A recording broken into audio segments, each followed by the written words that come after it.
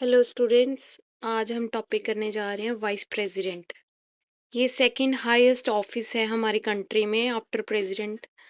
इसके electoral college अगर इसकी बात करें कि कैसे इसका इलेक्शन होता है, एक तो elected members of both houses of parliament participate करते हैं, plus nominated members of both houses of parliament पास करते हैं। पर इसमें इनके इलेक्शन में इसके इलेक्टोरल कॉलेज में does not include member of state legislative assemblies. Election इसका होता है प्रोपोर्शनल रिप्रेजेंटेशन के द्वारा, by means of single transferable vote के द्वारा। अगर कोई डाउट या डिस्प्यूट हो जाए रिगार्डिंग इलेक्शन के, तो इनका कौन इंक्वायरी करता है और बाय सुप्रीम कोर्ट के द्वारा इंक्वायरी की जाती है, डिसाइड किया जाता है।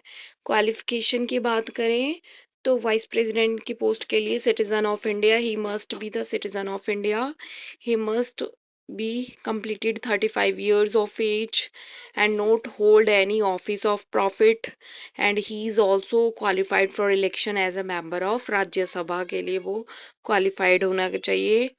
Nomination of candidate must be subscribed by 20 electoral as proposer and 20 electorals as scandals, और ₹15,000 की सिक्योरिटी डिपॉजिट करते हैं। अगर फेल हो जाए तो 1/6 ऑफ वोट्स पोल की जाती है। Amount will be fortified. Oath कौन दिलवाता है? ये इनको प्रेसिडेंट ऑफ इंडिया के द्वारा ओथ दिलवाई जाती है। कंडीशंस क्या है इनके ऑफिस की? Not be a member of either houses of parliament, किसी भी पार्लियामेंट के हाउस के मेंबर नहीं होना चाहिए। इवन कि स्टेट लेजिस्लेचर के भी मेंबर नहीं होना चाहिए। Note hold any office of profit, even office of profit भी होल्ड नहीं करना चाहिए। टर्म ऑफ ऑफिस होता है इनका 5 इयर्स। एलिजिबल होते हैं, री इलेक्शन के लिए एलिजिबल होते हैं। रिजाइन भी प्रेसिडेंट ऑफ इंडिया को ही देते हैं। और रिमूवल अगर वाइस प्रेसिडेंट की बात करें तो इम्पीचमेंट इनके लिए रिक्वायरमेंट नहीं होती है, और सिंपल रेजोल्यूशन पास की जाती है राज्यसभा में, majority of all the members, and then members of Rajya Sabha are agreed to by the Lok Sabha. लेकिन ये है कि इफेक्टिव मेजॉरिटी राज्यसभा से पास की जानी चाहिए और सिंपल मेजॉरिटी से लोकसभा से पास होना चाहिए, तो इम्पीचमेंट हो जाती है, रिमूवल हो जाती है वाइस प्रेसिडेंट की।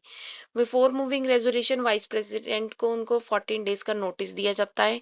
अगर कोई ग्राउंड नहीं, no ground for removal has been mention in constitution, constitution में कोई ग्राउंड नहीं बताया गया है उनके रिमूवल का। पावर एंड फंक्शन की बात क्या करें तो वो एक्स ऑफिशियल चेयरमैन होता है राज्यसभा का, act as a president when vacancy occurs in the office of president. तो वो प्रेसिडेंट भी एक्ट करता है जब वैकेंसी होती है, तो वाइस प्रेसिडेंट के पास होती है। अब आर्टिकल्स कौन कौन से होते हैं? एक तो 63 है वाइस प्रेसिडेंट ऑफ इंडिया का आर्टिकल। 64 है vice president act as a ex officio chairman of Rajya Sabha. 65 article vice president act करता है प्रेसिडेंट ड्यूरिंग वैकेंसी अगर एब्सेंस हो जाए पोस्ट की। आर्टिकल 66 बताता है इलेक्शन के बारे में वाइस प्रेसिडेंट के कि कौन कौन से मेंबर है उसमें पार्टिसिपेट करते हैं। आर्टिकल 67 बताता है टर्म ऑफ ऑफिस के बारे में।